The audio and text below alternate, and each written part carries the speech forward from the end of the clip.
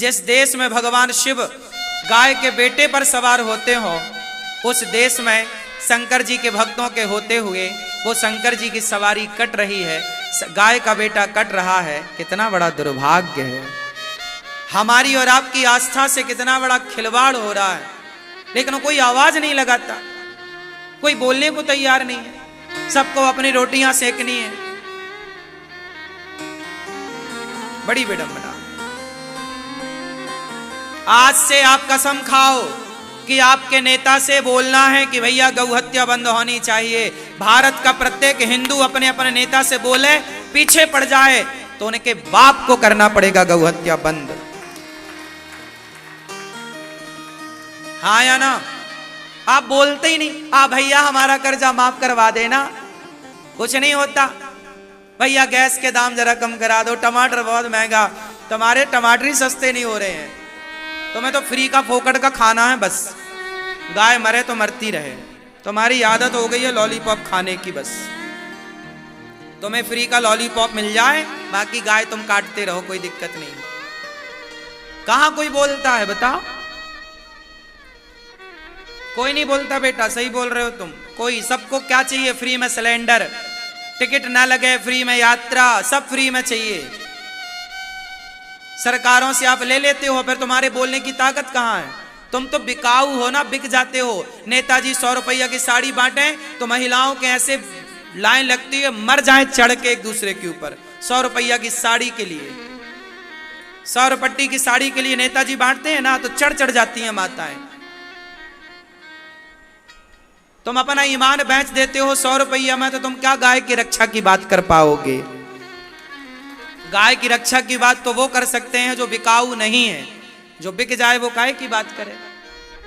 तुम्हारा तो स्वाभिमान 100 रुपया का बर्तन बांटता नेताजी चुनाव के टाइम, 100 रुपया की गगरी, और लाइन लगी रहती है, हमें चढ़ चढ़ चढ़ चढ़ चढ़। हाँ या ना?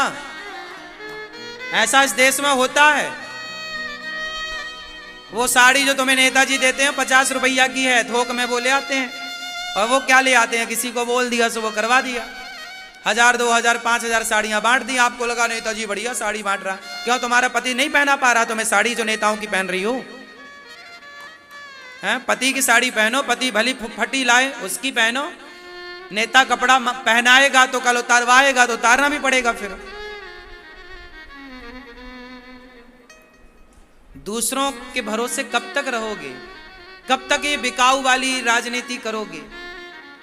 ऐसे में देश का कल्याण ना होगा। बिकते रहो तुम 100-200 रुपया में। हमारे देश में तो शराबियों को शराब एक एक बोतल बांट दी जाए तो वो फिर वोट कर देते हैं उस तरफ, जो ज्यादा शराब पिलाएगा उसकी तरफ वोट। एक 50 रुपया के पौआ में लोग बिक रहे हैं देश में। क्या भारत का होगा? कैसे ये विश्व गुरु बनेगा? कैसे आत्मरक्षा करेगा ये भारत? नहीं समझ में आ रहा है कि अब तुम भारत को बचा पाओगे। आज गौ हत्या हो रही है, कल तुम्हारी भी हत्या हो जाएगी तो तुम क्या कर पाओगे? हो तो गई बांग्लादेश में हत्या हिंदुओं की, हो तो गई पाकिस्तान में हत्या हिंदुओं की, हो तो गई कश्मीर में हत्या हिंदुओं की। क्या कर पाए तुम? बेकाऊ हो ना, इसलिए कुछ ना कर पाओगे। 100 रुपया में बिक जाते हो आप लोग।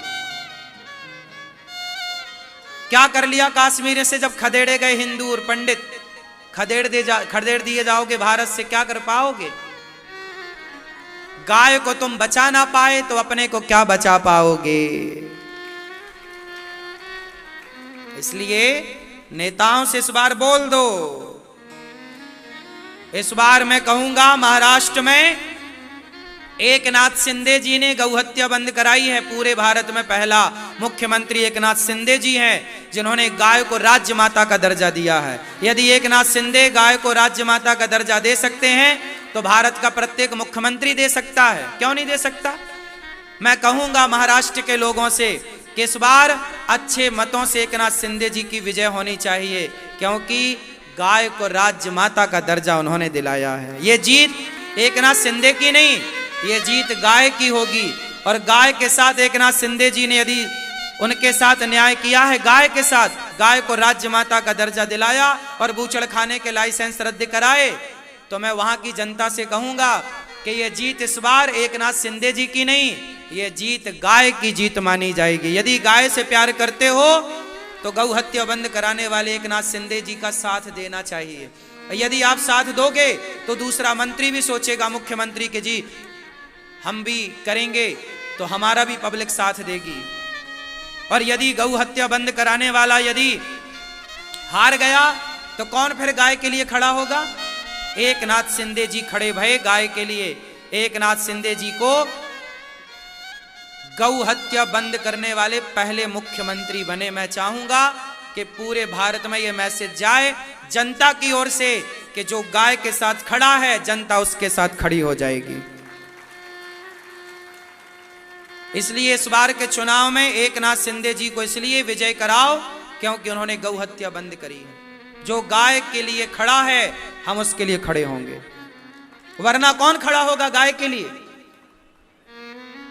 हमें राजनीति से कोई लेना देना नहीं, पर हम तो गाय को चाहते हैं कि सम्मान मिले। यदि गाय, यदि शेर को, यदि मोर को राज्य भारत का पक्षी होने का खिताब मिल सकता है, भाई भारत का राष्ट्रीय पक्षी कौन है? यदि भारत का राष्ट्रीय पक्षी मोर हो सकता है तो फिर भारत की राज्य माता गाय क्यों नहीं हो सकती? गाय ने तुम्हारे बाप दादों को दूध दही खिला पिलाकर और तुम्हारे बाप दादों का पालन पोषण किया है। गाय का एहसान क्यों भूल गए? क्यों नहीं गाय की बातें करते आज के नेता? बताओ, इस देश में गाय की बात होनी चाहिए या नहीं? बोलो, कितने लोग चाहते हैं गाय की बात होनी चाहिए? गाय को सम्मान मिलना चाहिए कि नहीं? गाय की व्यवस्था करनी चाहिए। अरे तुम गौशालाएं नहीं बनवा सकते, कोई बात नहीं, कम से कम गौ हत्या तो बंद करो। मारो तो मत, कम से कम वो गाय बेचारी रोती ना होगी जब उसके बछड़े को मार दिया जाता होगा। तुम्हारे बच्चे को कोई मारे, इसलिए जो गलत है उसे गलत ही कहा जाए। हमारे यहाँ किसी की हत्या की इजाजत नहीं है, ना गाय की हत्या हो ना जीव मात्र की हत्या हो। हम भारतीय हैं, हम अहिंसा ही परमो धर्म की बात करते हैं। अहिंसा ही परमो धर्म। गाय हम सबकी मां है, गाय की सेवा करनी चाहिए। पता नहीं लोग गाय की पीड़ा को, गाय के दर्द को कब समझेंगे। बोलिए गौ माता की जय।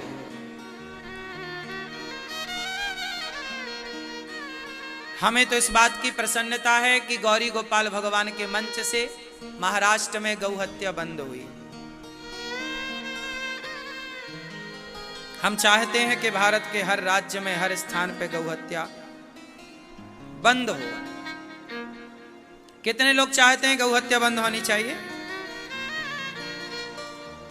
ठीक, तो आज से अपने नेताओं से क्या कहोगे? भाई जहां बैठो नेताओं से कहो कि भाई साहब गौ हत्या बंद कराओ, संसद में आवाज उठाओ, गाय का प्रतिनिधित्व कर लो। यूं तो तुम कुत्ता बिल्ली की तरह लड़ाई झगड़ा करते हो, कुत्तों की तरह लड़ते हैं नेता। जब गाय के लिए बात नहीं करेंगे, आजकल सब कुत्ता पाल रहे हैं तो लड़ते भी कुत्तों की तरह हैं। गाय की सेवा करते, गाय की बात करते तो जरा समझदारी और संस्कार आता।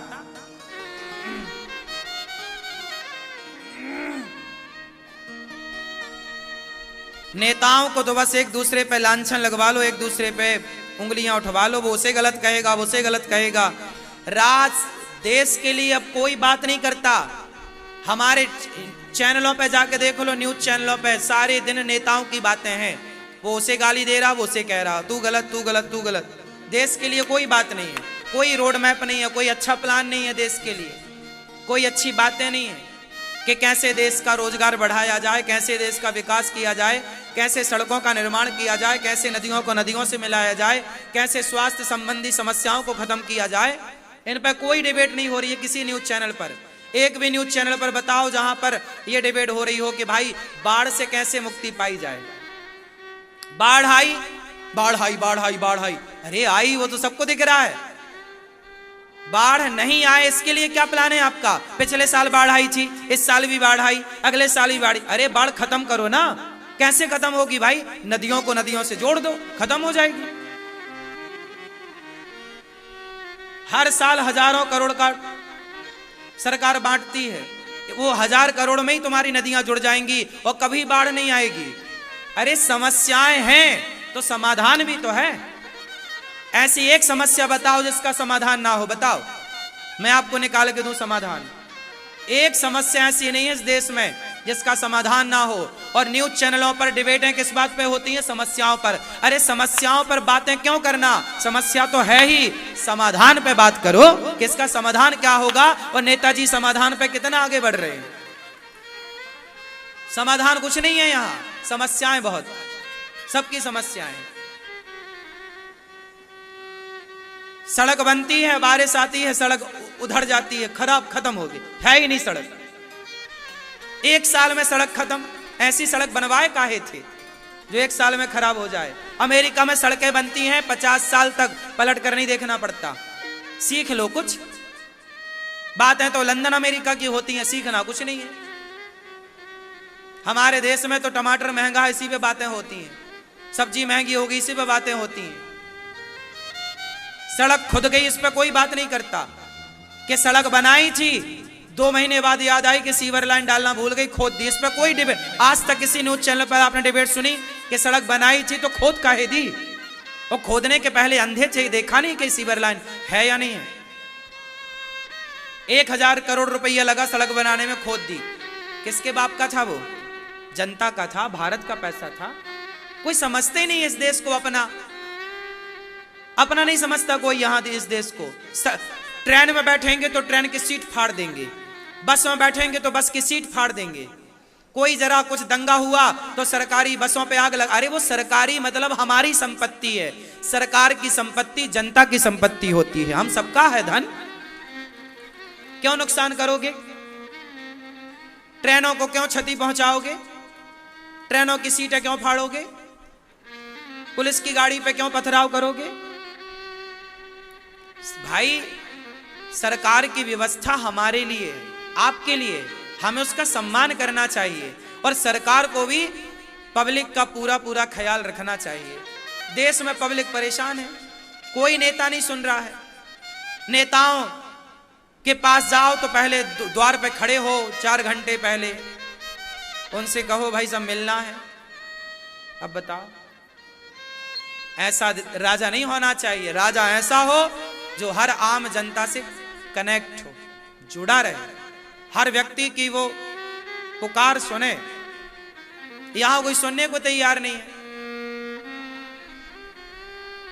बड़ी समस्याएं हैं। राष्ट्र हित की बातें अब कहां हैं? कौन कर रहा है राष्ट्र हित की बात? बताओ। राष्ट्र हित की बात गैस सिलेंडर कम करने से ना हो गई। राष्ट्र हित की बातें तुम्हारे बिजली का बिल माफ कर देने से ना होंगी। राष्ट्र हित की बातें बसों का किराया माफ कर देने से ना होंगी। राष्ट्र हित तब होगा जब अच्छी सड़कों का निर्माण होगा, 50 साल तक उसे देखना ना पड़े, अच्छे ओवरब्रिजों का निर्माण होगा। आपका राष्ट्र तब मजबूत होगा जब नदियों को नदियों से जोड़ा जाएगा, जब पानी का लेवल ऊपर आ जाएगा। आपके राष्ट्र का हित तब होगा जब सड़कों के बीच की जगह पर वृक्षारोपण होगा। आज सड़कों के आसपास अच्छे खासे वृक्षों की जरूरत है। एक सड़क बनती है 100 किलोमीटर की तो कम से कम 1 लाख पेड़ काटे जाते हैं। कम से कम बोल रहा हूं मैं, 100 किलोमीटर की सड़क बनती है तो कितना पेड़ काटा जाता है? कम से कम 1 लाख पेड़ काटे जाते हैं। अरे भाई जब 100 किलोमीटर की सड़क बन गई तो पेड़ लगाओ भी तो, टेंडर दे दो किसी को कि भाई 10 साल तक तेरा जिम्मेदारी पेड़ को लगाना, पानी डालना, तैयार करके दे।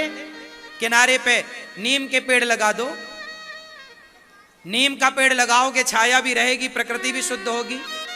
बट का पेड़ लगा दो, बड़े पेड़ ना लगाओ, चलो सड़क के किनारे तूफान में गिरने की संभावना, वो पेड़ लगाओ जो अच्छी खासी ऑक्सीजन देते हो, उनका चयन करो, उनका हो, छाया भी मिलेगी लोगों को।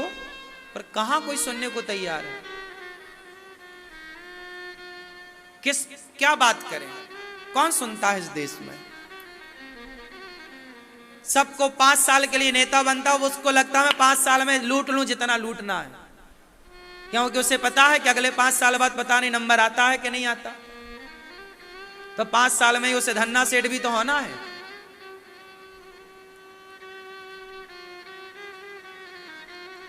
देश की जो बातें हैं उनमें कोई बात नहीं हो रही है। आप जनता, मुझे पता है कि आप सबको लॉलीपॉप पकड़ाया जाता है। यदि ज्यादा कोई बात करने लग जाए राष्ट्र हित की तो फिर उसे भी वो नेता लोग रास्ते से हटा देते हैं। समस्या ये है, कोई ज्यादा बात करे। हमारे देश में एक बढ़िया व्यक्ति थे जो बढ़िया बात करते थे, राजीव दीक्षित जी। सुना है आप लोगों ने? राजीव दीक्षित जी स्वाभिमान भारत की बात करते थे, हर बात करते थे।